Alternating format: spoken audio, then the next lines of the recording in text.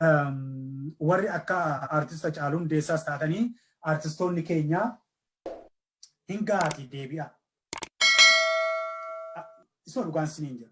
Hacaaluu hin gaa. Saammatteettanii. Qeerroo jirtu jedhe malee feerroo bittu hin jenne. Viidiyoo guyyaa har'aa keessatti hayyoota Oromoo fi artistoota Oromoo keessumaayyuu yeroo artist Hacaaluu Hundeessaa lubbuudhaan nu bira turetti namoota qeeqaa turanii viidiyoodhaan qabannee isiniif dhufnee jira. Keessumattuu wanti baay'ee nama nyaatu yeroo ammaa kana wayyoo jechuun sobanii namoota fakkeessuun bu'aa fi jiranii hedduu isaanii viidiyoodhaan qabannee isiniif dhufnee jira. Isin amma xumuraatti viidiyoo kana daawwachuu qofaadha wanta isinirraa eegamu. Hamma xumuraatti nu waliin turaan isiniin jedha. Namoonni YouTube channelii kanaaf haaraa taatan yoo jiraattan YouTube channelii kana subscribe taasifachuudhaan qophiilee barsiisoo fi bashannansiisoo ta'an yeroo biraa kan qabannee isinii dhufnu irraa argadhaa isiniin jenna. Namoonni viidiyoo kana daawwataa jirtanii like godhaa. Like gochuun keessan homaa waa tokko waan isinitti hir'isu waan hin qabneef like godhaa. Like gochuun keessan nu jajjabeessa. Amma kallattiimaan qophii kiyya guyyaa irraattan isin dabarsa.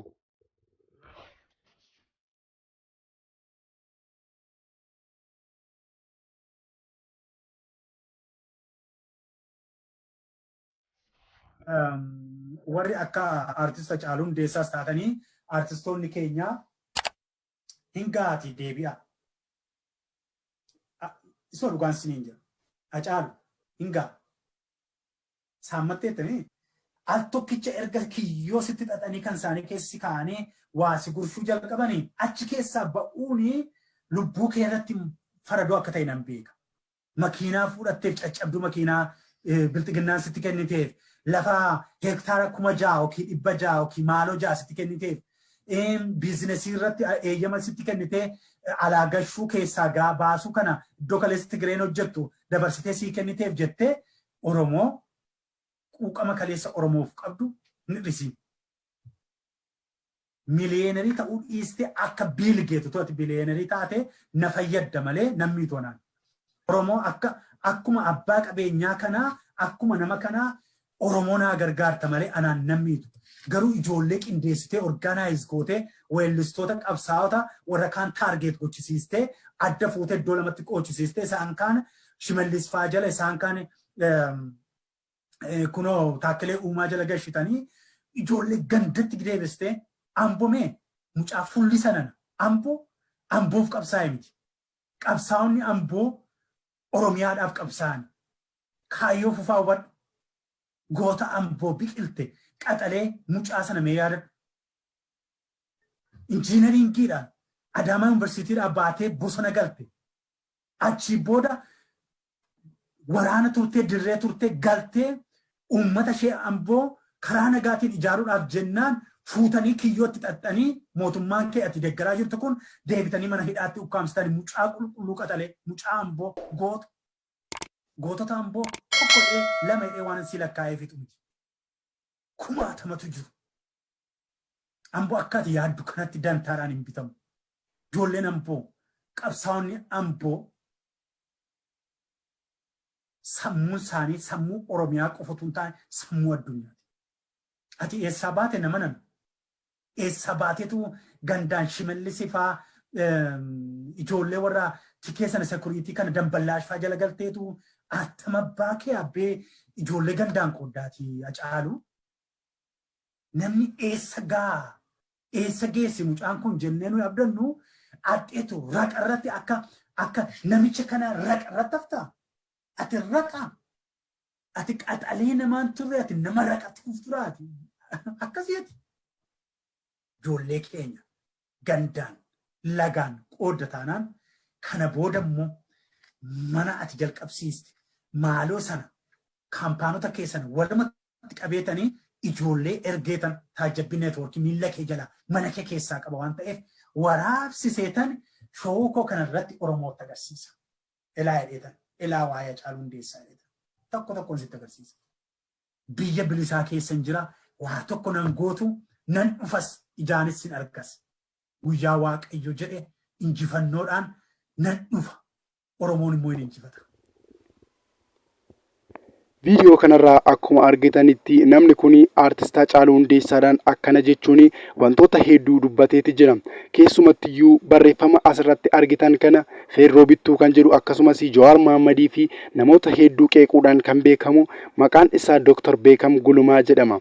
Jiraataa magaalaa United Kingdom magaalaa London kan jiraatudha. Namni kun hayyoota Oromoo fi artistoota Oromoo hedduu kan qeequ yoo ta'u barreessaa kitaabaa fi akkasumas kitaabota Itoophiyaa keessatti afaan Oromoodhaan ijoollee Oromoo irraa baratan hedduu gulaaluudhaan nama beekamudha. Haa ta'u malee yeroo ammaa kanatti garuu namoota hedduu attaallalu yookiin dogoggorsuu fi gochoota dogoggoraa wanta isaan hin hojjenne itti maxxansuudhaan namoota hedduu dogoggorsaati jira. Namni kun baroota 2016-2017 akka lakkoofsa warra adiitti yeroo sanatti namoota dhageettii guddaa fi sooshaal miidiyaa kanarraa hordoftoota guddaa qaban keessumattiyyuu feesbuukiin isaa wareegama artist Haacaaluu Hundeessaan dura hordoftoota 100,000 fi isaa waliin qaba ture. Yeroo sanatti namni kun wanti inni gadhiisu namoota hedduutiin sheer kan godhuuf laayik kan godhamu yoo turu yeroo ammaa kana ajjecha artist Haacaaluu Hundeessaatiin booda akkaawuntii isaa hordoftoota hedduu qabu di'aaktiiv godheeti jira jechuudha. Nuti immoo barbaacha meeqaan viidiyoo isaa kana arganneeti jira. Kana malees namni kun yeroo ammaa kanatti artist Haacaaluu Hundeessaa ergaa wareegameen booda harka isaa qabatee miti kan taa'etti jiru. YouTube chaanaalii mataa isaatiin banate YouTube chaanaalii hordoftoota 8,000 ol qabu achirratti ba'uudhaan namoota hedduu qeeqaati jira. Keessumatti iskiriinii kanarratti akkuma argitan daawun Jawaar jechuudhaan Jawaar Mohammadii gocha inni hin hojjenne itti maxxansuudhaan qeeqaati jira. Kana malees namoota hedduu fi Oromoota deeggaranii hedduu isaanii qeequudhaan gochoota isaan hin hojjenne hojjetaniitu jechuudhaan nama maqaa balleessaati jirudha. Keessumaayyuu viidiyoon isaa guyyaa har'aa keessatti akkuma argitanii artist Haacaaluu Hundeessaadhaan sababiin si jaalladhuufin akka kana ittiin jedheeti jira. Osoo dhugumaatiin jaallatatee wanta kana kan gochuun qabarra ture bilbila isaatiin bilbilee itti uttimee ga'aadha ture. Kana malees Haacaaluun yeroo sanatti feesbuukii fayyadamaa waan tureef tekestiidhaan Haacaaluudhaaf osoo barreessee adda baafachuuti danda'a ture. Akkuma beekamu yeroo darbee jaamboo jooteedhaan miidiyaa isaatii irratti baate jechuudhaan qeeqa garaagaraa itti gochuudhaan akkuma sooshaal miidiyaa garaagaraa irratti namoonni hedduun akka jibban nama godhe keessaa namni kun nama tokkodha. Haa ta'u malee kanneen akka Abtaamuu Lamuufaa namoonni hedduun immoo jaamboodhaan kun dhugumaa jechuun dawwalanii fi adda baasanii turan.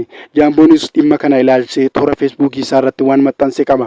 Egaan viidiyoo guyyaa har'aa keessatti sababiin nuyi namicha kana isinii dhiyeessinee fi irraa ilaaltanii akka jibbitaniifis osoo hin taane namoota gocha akkanaa godhanii namoota gocha sobaa namatti maxxansuudhaan wanta namni hin goone godhaniiru jechuudhaan sooshaal miidiyaa kanarratti dhageettii guddaa akkasii qaban akka hin hordofne isiniin jechuudha.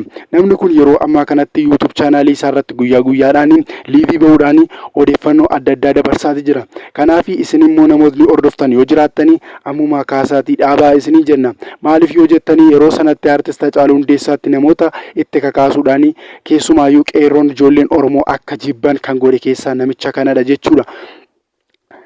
Inni biraan immoo viidiyoo koo guyyaa har'aa keessatti kan hin qabadhe isiniif mucaan artistii keenya kan taate Hawwii Hirphaanii walaloo tokko Haacaaluudhaaf barreessiteeti jirti. Walaloon sunis kan Beekam Gulumaa wajjin waan wal fakkaatuu fi isiniif qabadhee dhufeetiin jira. Walalochis akkana jedha. Namoonni hedduun wanta kanarratti dhiibbaa gaaffii adda addaa kaasaati jiru jechuudha. Qarshii fi goota fakkaattee imaanaa sabaa nyaattee lafaaf qarshii fudhattee mana hedduu jaarrattee bilisoomneerra nuun jette. Dhiiga qeerroo irra jettee seenaaf ol kaa'uu wayyaa kan Haacaaluu Hundeessaa dabalee piippii taatee aartii Oromoo keessa kee kan akka kee gantuun hin jiru jechuudhaan barreessiteeti jirti jechuudha. Yeroo kana kan barreessite bara 2019 jechuudha akka lakkoofsa warra adiitti wareegama artist Haacaaluu Hundeessaan dura namoonni hedduun barreessaniiti jiru. Akkasumas ODM Beekan kan jedhamudha YouTube chaanaalii mataa isaatiin banamee jiru. Achi keessa seenuudhaan wantoota hedduu adda baafachuuti dandeessu. Mee tokko keessaa wanta Beekan barreesse keessaa tokko qeerroo jirtu qeerroo Oromoo edha hin jirruedha. Feerroo bittuu feerroo Chaayinaan bittuu jedhame akka waan akkasii jechuudhaan namoota hedduu maqaa balleessaatti jiru jechuudha.